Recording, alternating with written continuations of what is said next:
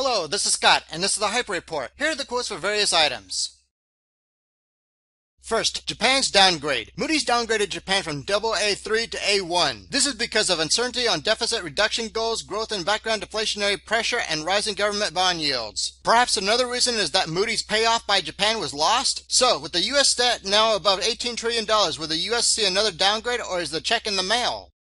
Next, repatriation. Last month, foreign nations repatriated 1.35 million ounces of gold from the New York Fed. The last time that foreign nations repatriated over 1 million ounces of gold from the New York Fed in a single month was September of 2008, when they repatriated 1.11 million ounces. This was just prior to the financial crisis that started in October 2008.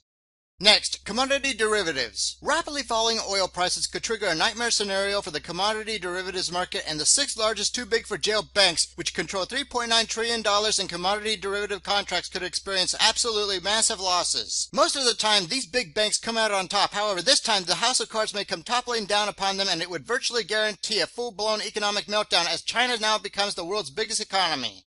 Next, retail disaster. Sales during the 4-day Thanksgiving holiday period crashed from $57.4 to $50.9 billion, or 11%. So if 70% of the U.S. economy is based on consumer spending, should we be surprised to hear how the stock market will make yet another record high in the near future?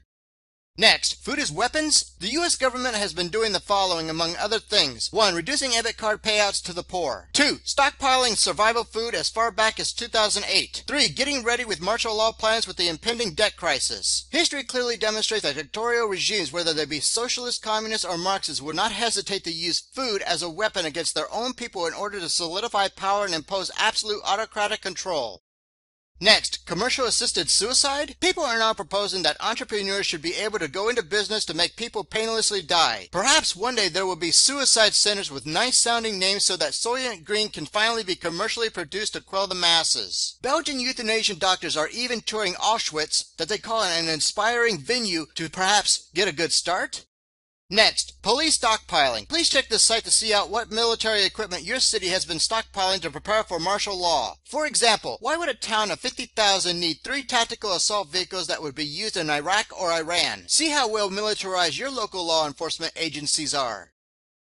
Finally, please prepare now for the escalating economic and social unrest. Good day.